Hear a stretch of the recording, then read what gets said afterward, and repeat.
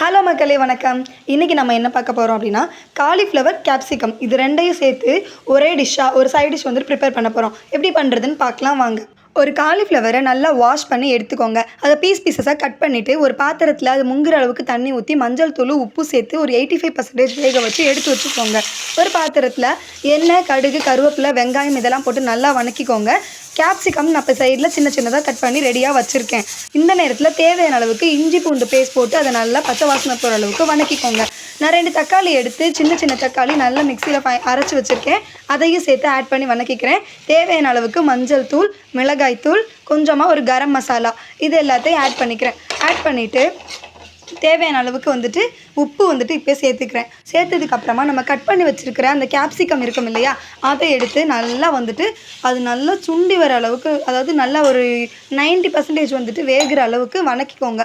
அதுக்கப்புறமா கொஞ்சமாக தண்ணி ஊற்றி மிச்சம் இருக்கிற அளவுக்கு குக் ஆகிற வரைக்கும் மூடி போட்டு விட்டுருங்க. இப்போ கேப்சிகம் குக் ஆனதுக்கப்புறமா ரெடி பண்ணி வச்சுருக்கிற அந்த காலிஃப்ளவரை எடுத்து ஃபில்ட்ரு பண்ணி இதில் ஆட் பண்ணிக்கோங்க.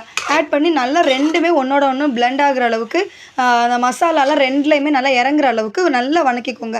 இந்த ஸ்டேஜில் கொஞ்சமாக மிளகு, ஜீரகம், சோம்பு இதை எடுத்து பொடி பண்ணி ஃபைனலாக அதில் தூவி விட்டுக்கிறேங்க. தூவி விட்டுட்டு இதை நல்லா அதுக்கப்புறம் ஒரு 5 மினிட்ஸ்க்கு வந்துட்டு லோ ஃப்ளேமில் வச்சு கிண்டிகிட்டே அப்படியே அந்த மிளகு, ஜீரகம், சோம்போட ஃப்ளேவர்ஸ்லாம் இறங்குற அளவுக்கு, அந்த மசாலா நல்லா உள்ளே போகிற அளவுக்கு கிண்டுங்க. அவ்வளோதான், டிஷ் ரெடி. இப்போ நம்ம தேவையானதை எடுத்து பரிமாறலாம். இதை வந்துட்டு நான் எந்த சாப்பாட்டுக்காக செஞ்சேன் அப்படின்னா, ஒரு வெஜிடபிள் ரைஸ் செய்யலாம் அப்படின்னு சொல்லிட்டு தான் அதுக்காக செஞ்சேன்.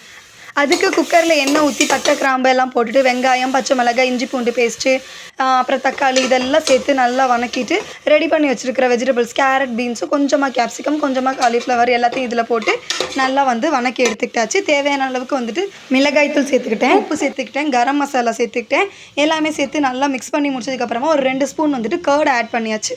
ஆட் பண்ணி நல்லா மிக்ஸ் பண்ணி முடிச்சதுக்கப்புறமா ஒரு 2 மினிட்ஸ்க்கு வந்துட்டு ஆட் பண்ண வெஜிடபிள்ஸ் எல்லாமே அந்த மசாலாலாம் வந்துட்டு குக் ஆகிற அளவுக்கு நல்லா கிண்டி விட்டுட்டே இருங்க.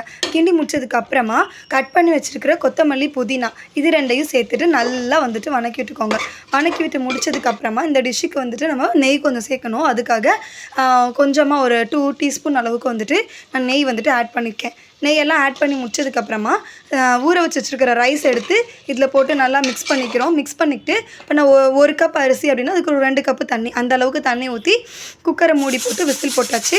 இப்போ விசில் வந்தாச்சு.